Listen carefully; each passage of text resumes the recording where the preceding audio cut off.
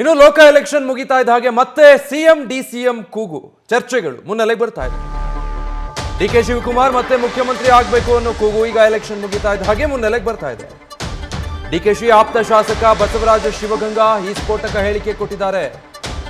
ಜಾತಿಯ ಆಧಾರದ ಮೇಲೆ ಡಿಕೆ ಡಿಸಿಎಂ ಹುದ್ದೆ ಅನ್ನೋ ಚರ್ಚೆ ಹಿನ್ನೆಲೆ ಡಿಕೆಶಿಯನ್ನ ಸಿಎಂ ಮಾಡಬೇಕು ಅನ್ನೋ ಬೇಡಿಕೆಯನ್ನ ಇಟ್ಟಿದ್ದಾರೆ. ಈಗ ಅವರ ಆಪ್ತ ಶಾಸಕ ಶಿವಗಂಗಾ ಜಾತಿ ಆಧಾರದಲ್ಲಿ ಡಿಕೆ ಶಿವಕುಮಾರ್ಗೆ ಡಿಸಿಎಂ ಸ್ಥಾನ ಕೊಟ್ಟಿಲ್ಲ, ಡಿಕೆಶಿಯನ್ನ ಸಿಎಂ ಮಾಡಿ, ಇಲ್ಲ 6 ಜನರನ್ನ ಡಿಸಿಎಂ ಮಾಡಿ. ಹೀಗಂತ ನ್ಯೂಸ್ ಫಸ್ಟ್ಗೆ ಶಾಸಕ ಬಸವರಾಜ ಶಿವಗಂಗಾ ಸ್ಫೋಟಕ ಹೇಳಿಕೆ ಕೊಟ್ಟಿದ್ದಾರೆ. ನಾನು ಹೇಳಿದ್ನಲ್ಲ, ಯಾವುದೇ ಕಾರಣಕ್ಕೂ ಅದು ಡಿಸಿಎಂ 3 ಡಿಸಿಎಂ ಬರೋಂಗಿಲ್ಲ, ಅದರದ್ದು ಅವಶ್ಯಕತೆ ಇಲ್ಲ. ಯಾವುದೇ ಜಾತಿ ಆಧಾರದ ಮೇಲೆ ನಮ್ಮ ಡಿ ಕೆ ಶಿವಕುಮಾರ್ ಸಾಹೇಬ್ರನ್ನ ಉಪಮುಖ್ಯಮಂತ್ರಿ ಮಾಡಿದಂತ ಮುಂಚಿಂದನೂ ಹೇಳ್ತಾ ಇದ್ದೀನಿ. ಹಂಗೇನಾದ್ರು ಮಾಡೋದಿದ್ರೆ ಮಾಡಲಿ, ಡಿ ಕೆ ಶಿವಕುಮಾರ್ ಸಾಹೇಬ್ರು ಮುಖ್ಯಮಂತ್ರಿ ಮಾಡಿ ಉಪಮುಖ್ಯಮಂತ್ರಿ 5-6 ಜನ ಮಾಡಲಿ, ನಮ್ಮದೇನು ಅದಕ್ಕೆ ವಿರೋಧ ಇಲ್ಲ. ಮಾಡಿದರೆ ಅವ್ರನ್ನ ಮಾಡಬೇಕು. ಅವ್ರು ಮುಖ್ಯಮಂತ್ರಿ ಮಾಡಿದಾಗ ಇವ್ರನ್ನೇನಾರು ಉಪಮುಖ್ಯಮಂತ್ರಿ ಎಷ್ಟು ಚೆನ್ನಾರು ಮಾಡಲಿ. ಅಧಿಕಾರ ಹಂಚಿಕೆ ಆಗಿರ್ಬೇಕು. ಇನ್ನೂ ಅದೇನು ನಮ್ಮ ಗಮನದಲ್ಲಿಲ್ಲ. ಆಗ್ಬೋದಾ ಅಂತ ಅಲ್ಲ, ಅವರು ಹಾಗೆ ಆಗ್ತಾರೆ. ಮುಂಚಿನ ಹೇಳಿದ್ದೀನಿ ಮುಖ್ಯಮಂತ್ರಿ ಹಾಗೆ ಆಗ್ತಾರೆ, ಈಗಲೂ ಹೇಳ್ತೀನಿ ಹಾಗೆ ಆಗ್ತಾರೆ.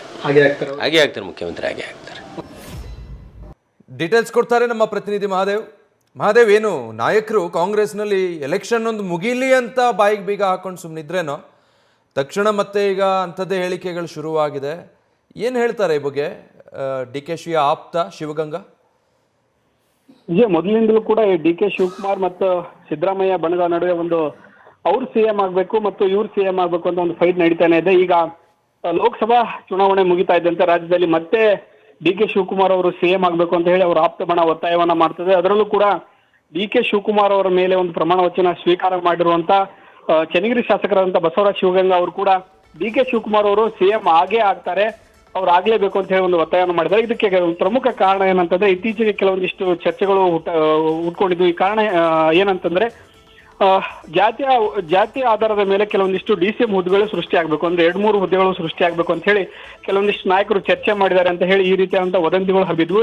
ಇದೇ ವಿಚಾರವಾಗಿ ಪ್ರತಿಕ್ರಿಯೆ ನೀಡಿರುವಂತ ಚನ್ನಗಿರಿ ಶಾಸಕರಂತ ಬಸವರಾಜ ಶಿವಗಂಗಾ, ಆ ವಿಚಾರಗಳು ಏನಾದ್ರೂ ಇದ್ರೆ ಡಿ ಕೆ ಶಿವಕುಮಾರ್ ಅವರನ್ನ ಸಿಎಂ ಅನ್ನ ಮಾಡಿ, ಸಿಎಂ ಮಾಡಿದ ನಂತರ ನೀವು ಏನಕ್ಕೆ ಎಷ್ಟಾದ್ರೂ ಡಿಸಿಎಂ ಹುದ್ದೆಗಳನ್ನ ನೀವು ಮಾಡ್ಕೊಳ್ಳಿ ಅಂತ ಹೇಳಿ ಈ ರೀತಿಯಾದಂತ ಹೇಳಿಕೆಯನ್ನ ಕೊಟ್ಟಿರುವಂತದ್ದು. ಸಿಎಂ ಸಿದ್ದರಾಮಯ್ಯ ಅವರ ಮತ್ತು ಡಿ ಕೆ ಶಿವಕುಮಾರ್ ನಡುವೆ ಈಗಾಗಲೇ ಅಧಿಕಾರ ಹಂಚಿಕೆ ಆಗಿದೆ 2.5 ವರ್ಷ ಅಂತ ಹೇಳಿ ಈಗಾಗಲೇ ಸಾಕಷ್ಟು ಈ ಬಗ್ಗೆ ಚರ್ಚೆ ಆಗ್ತಾ ಇದೆ.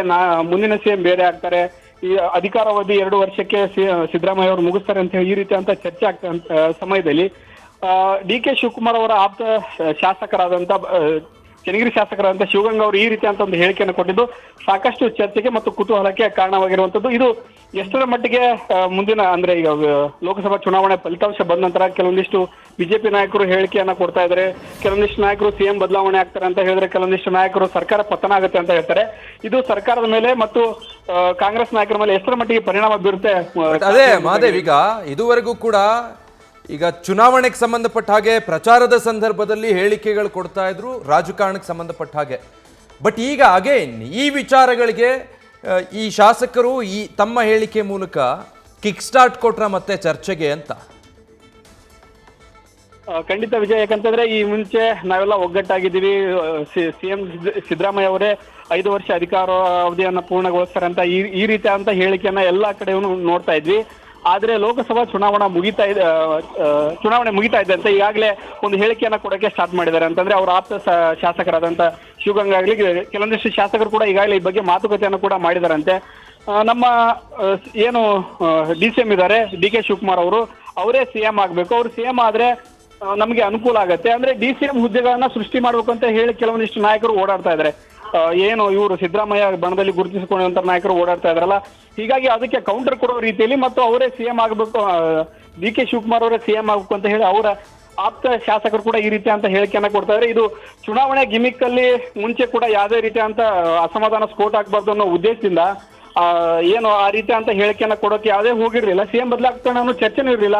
ಆದ್ರೆ ಈಗ ಚುನಾವಣೆ ಮುಗಿತಾ ಇದ್ದಂತೆ ಮತ್ತೆ ಬೇರೆ ಸಿಎಂ ಆಗ್ತಾರೆ, ಸಿಎಂ ಬದಲಾವಣೆ ಆಗ್ತಾರೆ ಅನ್ನೋದು ಚರ್ಚೆ ಮುನ್ನೆಲೆಗೆ ಬಂದಿದೆ. ಅದರಲ್ಲೂ ಕೂಡ ಡಿ ಕೆ ಶಿವಕುಮಾರ್ ಅವರ ಶಾಸಕ ಅಂತ ಹೇಳಿಕೆಯನ್ನು ಕೊಟ್ಟಿದ್ದು ತೀವ್ರ ಚರ್ಚೆಗೆ ಕಾರಣ ಆಗಿರುವಂತದ್ದು ಮತ್ತು ಸಿಎಂ ಬದಲಾವಣೆ ಆಗ್ತಾರೆ ಕೂಡ ಕುತೂಹಲ ಎಲ್ಲರಲ್ಲೂ ಉಂಟಾಗಿರುವಂತದ್ದು. Vijay, okay, thank you Mahadev.